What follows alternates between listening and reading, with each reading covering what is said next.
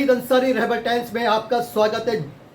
नीतीश राणे जो आए दिन मुसलमानों के खिलाफ नफरती बयानबाजी करते रहते हैं, चाहे अजान का मामला हो या फिर मस्जिद में घुसकर मुसलमानों को मारने की बात हो, और अब एक बयान देकर उन्होंने फिर से विवाद खड़ा कर दिया है। एक पत्र लिखा है उन्होंने शिक्षा मंत्री दादा भूसे को, जिसमें उन्होंने ये मांगनी की है महाराष्ट्र में होने वाले 10वीं और 12वीं के एग्जाम में मुसलमान बच्चियां बुर्का पहनकर ना बैठें। हालांकि दादा भूसे ने इस पत्र को सिरे से खारिज कर दिया है, लेकिन जिस तरीके से नीतीश राणे आए दिन मुसलमानों को टारगेट करते रहते हैं, कोई ना कोई नफरती बयान देते रहते हैं मुसलमानों के खिलाफ और देश का माहौल खराब करने की कोशिश करते हैं, इन्हीं सब बातों पर लगाम देने की जरूरत है। इस बात को लेकर एसडीपीआई ने इतवार 2 फरवरी शाम 7 बजे से लेकर 9 बजे तक एहतजाजी रैली निकालेंगे। और इसके अलावा प्रेस से बातचीत करते हुए एसडीपीआई की टीम ने क्या जानकारी दी है, क्या कुछ कहा है, आइए दिखाते हैं अपनी इस खबर में। आपकी तरफ से हिजाब को लेकर एक प्रेस कॉन्फ्रेंस रखी गई है, क्या कहेंगे आप इस बारे में? मैं WIM से महाराष्ट्र प्रेसिडेंट शेख शगुफ्ता शेख। हम यहाँ आपको आज बुलाने का मकसद हमारा ये है कि जो नीतीश राणे का जो बयान आया है और जो हमेशा निकलता है मुसलमानों के खिलाफ़ कुछ ना कुछ उनकी टिप्पणी, हम उस पर आज आप लोगों को यहाँ बुलाए हैं और हम अपनी तरफ से आपसे एक मैसेज देना चाहते हैं मुमरा की आवाम को। जो हम संडे के दिन 7 बजे हमारा मगरिब बाद 7 बजे से दारुल्फला से स्टार्ट होगा अम्बेडकर नगर। नीतीश राणे ने क्या बयान दिया? नीतीश राणे ने बयान ये दिया है कि बुर्का पहन के SSC और 12th के बच्चे एग्ज़ाम नहीं दे सकते हैं। तो ये सरासर गलत है, क्योंकि article 25 to 28 freedom of religion ये हर तरीके की आज़ादी देता है बिलीव करने की और प्रैक्टिस करने की। इसमें आप किसी के साथ पार्शियलिटी नहीं कर सकते और किसी को धर्म के नाम पे आप रोक नहीं सकते। एक मंत्री जो है खुलेआम कह रहे हैं कि आप हिजाब पर पाबंदी लगाई जाए। उन्होंने भूसे साहब को एक लेटर दिया है, मगर आप इसको किस तरीके से देखती हो? देखिए, सबसे पहली बात तो नकाब वाली लड़कियां पहली बार नकाब में एग्ज़ाम देने नहीं जा रही है। एग्ज़ाम में जब जाते हैं तो हाईली सिक्योरिटी रहती है, आप सबको मालूम है, बराबर से प्रॉपर एक चेक होता है, अच्छे से हर एक का चेकिंग होती है। ज़रूरी नहीं कि नकाब वाली लड़कियां ही चीटिंग करती है, और भी लोग हैं वो भी चीटिंग करते हैं, कोई लोग पकड़े भी जाते हैं। आप खाली नकाब वाली लड़कियों पे ये ब्लेम करके आप उन डायरेक्ट बुर्का उतारने की बात, हिजाब की बात, नकाब और हिजाब से आपको पर्सनल कुछ प्रॉब्लम है। नकाब और हिजाब में लड़कियां पहली बार एग्ज़ाम देने नहीं जा रही। इससे ये पता चलता है कि नीतीश राणे जो है वो पढ़ा लिखा नहीं है, वो एक जाहिल इंसान है जो कभी बोर्ड एग्ज़ाम देने नहीं गया, इसलिए उसे वहाँ के तरीके नहीं मालूम है कि बोर्ड एग्ज़ाम में क्या तरीके और क्या रूल फॉलो किए जाते हैं। और सिर्फ आप नकाब और हिजाब बार बार मुसलमान पे बात आ जाती है। आपके अंदर, नीतीश राणे के अंदर अगर हिम्मत है तो किसी सिख की पगड़ी उतार के बताए एग्जामिनेशन हॉल में, किसी बच्चे की, किसी भी उनके यहाँ के बच्चे की या उनके यहाँ की जो सरदारनियाँ होती हैं, जो प्रॉपर सरदारनियाँ आती हैं पगड़ी पहन के, ये लड़का ये लड़की, आप उनकी पगड़ी उतार के बता दीजिए। उनके हाथ में अगर जो उनके रिलीजियस के कड़े या कुछ होते हैं ऑर्नामेंट्स, अगर आप उतार के, आपके अंदर हिम्मत है, हम चैलेंज करते हैं, आपके अंदर हिम्मत है तो सिख के बच्चे को आप हाथ लगा के बताइए तो हम माने। क्यों कि सिख धर्म जो है अपनी धर्म के खिलाफ बोलने वाले के मुंह तोड़ देते हैं। इसमें कमी हमारे मुसलमान भाइयों की भी है, हमारी कौम की भी है, क्योंकि ये ऐसे जो नेपाली है इनको बर्दाश्त करते हैं।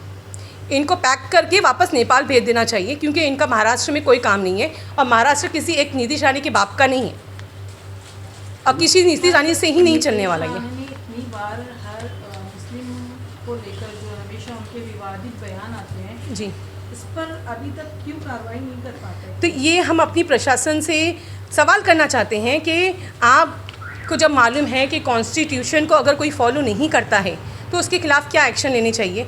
आपको कॉन्स्टिट्यूशन में इसके खिलाफ़ जो कॉन्स्टिट्यूशन को नहीं मानता, ये जो ऐसी हेट स्पीच देता है, उसके खिलाफ़ के कुछ एक्शन लेने का कानून होगा ना। कानून वाले तो ज़्यादा अच्छे से जानते हैं ना इस चीज़ को, तो क्यों नहीं इसे वो लोग क्यों नहीं फॉलो करें, या उसके खिलाफ अब तक के एक्शन क्यों नहीं लिया गया? मैडम, अभी पिछले दिनों जिस तरीके से देश के उत्तराखंड रियासत के अंदर यूनिफॉर्म सिविल कोड को वहाँ की सरकार ने लागू किया है, क्या आपको ऐसा नहीं लगता कि महाराष्ट्र में भी यूनिफॉर्म सिविल कोड लागू करने की कोशिश की जा रही है? ये यूनिफॉर्म सिविल कोड लागू करने की इनकी पूरी कोशिश है, लेकिन ये अपनी कोशिश में नाकाम रहेंगे, क्योंकि हम जो वुमेन इंडिया मूवमेंट है, हम ऐसे हेटर्स की स्पीच और ऐसे जो नफ़रत फैलाने वाले लोगों के खिलाफ रोकने के लिए हम यहाँ, हमारा जो प्लेटफॉर्म है इसीलिए है कि ऐसे नफ़रतियों की जो हेट है हम उसको रोकें और उसके खिलाफ डट के खड़े रहें। प्रशासन से क्या मांगे मैडम आपकी? प्रशासन से हमारी ये मांग है कि ये सबसे पहले तो नीतीश राणे को उसकी पोस्ट से डिसमिस किया जाए, क्योंकि जब ये हमेशा का है, ये हमेशा हेट स्पीच देता है, देश के माहौल को ख़राब करने की पूरी कोशिश करता है। किसी का छोटा स्टेटमेंट अगर कोई आ जाए कहीं से तो पुलिस वाले जो है पूरी फुल एक्शन में आके उसकी पूरी मेहनत करने लग जाते हैं, पूरी फोर्स तक की घुस जाती है, बुलडोज़र पॉलिसी भी चलने लगती है, बहुत कुछ होने लग जाता है। लेकिन ऐसे बयान पे जो खुलेआम होता है, जो चर्चित भी होता है, विवादों में भी आता है, जिसके खिलाफ प्रोटेस्ट भी होता है, लेकिन उसके बावजूद भी उसके ऊपर एक्शन क्यों नहीं लिया जाता है? तो हमारी सरकार से डिमांड है कि ऐसे एमएलए को या ऐसे जो ये सेक्युलर जो नहीं है नेता, जो नफ़रत को फैलाते हैं, ऐसे उनको अपनी पोस्ट से फ़ौरन डिसमिस किया जाए, क्योंकि वो पोस्ट पे बैठने के लायक नहीं है। मैडम, आप क्या कहोगी हिजाब को लेकर? देखिए, ये जो नफ़रत का माहौल फैलाया जा रहा है, ये हिंदुस्तान है। हमारा कॉन्स्टिट्यूशन का जो मूल आधार है वो सेकुलरिज़म पे बेस्ड है। ये कोई आउटसाइडर फॉरेन कंट्री नहीं है, ऐसी कंट्रीज़ फ्रांस वगैरह नहीं है जहाँ पर हिजाब को बैन कर दिया गया है और अलाउड नहीं है। हमारा हिंदुस्तान सेकुलर मुल्क है, हमें हर तरह की इसमें आज़ादी है, अपने फ्रीडम को प्रैक्टिस करने की, अपने हर तरह के बिलीफ को रखने की हमें हर तरह की आज़ादी है। इसीलिए कोई भी नेता जो सेकुलरिज़म के नाम पर आते हैं, जो कि हमारा कॉन्स्टिट्यूशन हमको सेकुलरिज़म सिखाता है, वो उसी कॉन्स्टिट्यूशन के दायरे में रहकर शपथ लेकर आते हैं, लेकिन वो उस पर जो है खरे नहीं उतरते। वो इलेक्शन के टाइम पर तो सेकुलरिज़म का जो है लिबादा ओढ़ लेते हैं, लेकिन उसके बाद वो अपने असल रंग पे आ जाते हैं। तो हम ऐसे पॉलिटिशियंस को ये कहना चाहते हैं, हम सरकार से हमारी ये अपील है कि ऐसे पॉलिटिशियंस को डिसमिस किया जाए। उन लोगों को जो है पॉलिटिक्स में रहने का कोई अधिकार नहीं है, जो जनता को जो है बराबरी से देख नहीं सकते। जिस तरह बाकी मज़हब के लोग अपने रिलीजन पर अमल कर सकते हैं, जिस तरह अभी हमने सुना कि सिख्स जो है अपने टर्बन्स पहन सकते हैं, बाकी रिलीजियस के लोग अपने जो भी रिलीजियस ऑर्नामेंट्स है उन्हें पहन सकते हैं, उसी तरह मुसलमान लड़कियां जो बुर्का ओढ़ना चाहती हैं वो बिल्कुल बुर्का ओढ़ सकती हैं। हमारा कॉन्स्टिट्यूशन पूरी तरह से जो है हमें आज़ादी देता है, तो कोई भी हमें इस चीज़ से रोक नहीं सकता।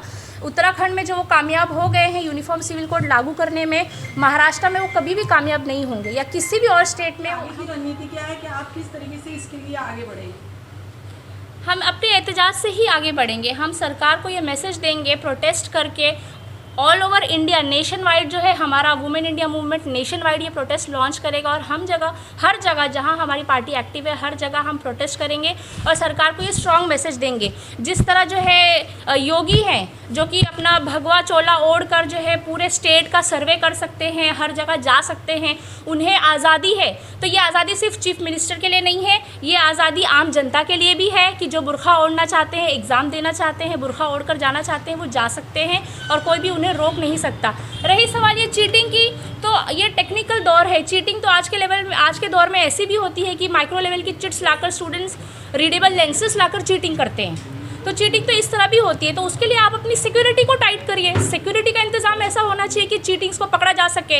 ये कोई जो है बात नहीं है कि आप चीटिंग का सहारा लेकर जो है बुरखे पर बैन करना चाह रहे हैं, तो ये हम आपकी साजिश को कतई कामयाब नहीं होने देंगे। आपने इसके लिए कोई प्रोटेस्ट वगैरह अभी सोचा है? जी, हम संडे को, आने वाले संडे को इंशाल्लाह जो है प्रोटेस्ट इसके लिए हम करेंगे। दारुल फलाह से लेकर अंबेडकर चौक तक हम मार्च निकालेंगे मगरिब के बाद 7 to 9। मैम, क्या बोलना चाहिए आप? नीतीश राणे जो उसको एक WIM की टीम से एक ओपनली चैलेंज कर रहे हैं, आने वाले दिनों में हिजाब में पार्लियामेंट में भी हमारी औरतें जाएंगी, तो वो क्या वहाँ पे भी रोक लगाएंगे? ये एक सेकुलर देश है, चाहे हम हिजाब में रहे पगड़ी में रहे, हमें कोई रोक नहीं सकता है इसके लिए। मुमरा की खवातीन से क्या अपील करना चाहेंगे? मुमरा की खवातीन से हम ये अपील करना चाहते हैं, ये कुछ ना कुछ एक नया कानून लेकर आते हैं, कभी कुछ ना कुछ मुसलमानों के खिलाफ जहर उगलते रहते हैं, कुछ ना कुछ बोलते रहते हैं। ये हमारी एक खामोशी का मज़ा लेते रहे, हम खामोश रहते रहे, इन लोग मज़ा लेते गए। अगर आज हम मकानों से नहीं निकले तो इन चोरों और दलालों हमारे लिए हर एक फैसला लेंगे, तो हम हरगिज़ ऐसा नहीं होने देंगे। हम आने वाले दिनों में संडे को एक प्रोटेस्ट करने वाले हैं। आज हिजाब की बात आई है, हमको हिजाब के लिए सड़कों पे उतरकर नीतीश राणे को बताना चाहिए कि सेकुलर देश है, ये मनुस्मृति से देश नहीं चलेगा, ये संविधान से देश चलेगा, ये बीजेपी सरकार से नहीं चलेगा, ये सेकुलर देश है, सेकुलर नेताओं से चलेगा। और तमाम सेकुलर नेता लोग ने वोट लिए थे सेकुलर के नाम पे, आज वो कहाँ है? आज हमारी बहनों की हिजाब की बात आ गई, कल हम रोडों पे कहीं भी जाएंगे सेफ नहीं रहेंगे। इनका नीतीश राणे का जहाँ बयान आना चाहिए रेप पे, तो वहाँ पे उनका बयान नहीं आता, लेकिन कहीं ना कहीं हिजाब को लेकर, मस्जिद में घुसकर मारेंगे, एक ना एक बयान लेकर आते हैं। लेकिन ये देश का माहौल ख़राब हो रहा है, तो ऐसे लोगों को नहीं रहने देना चाहिए, हटा देना चाहिए।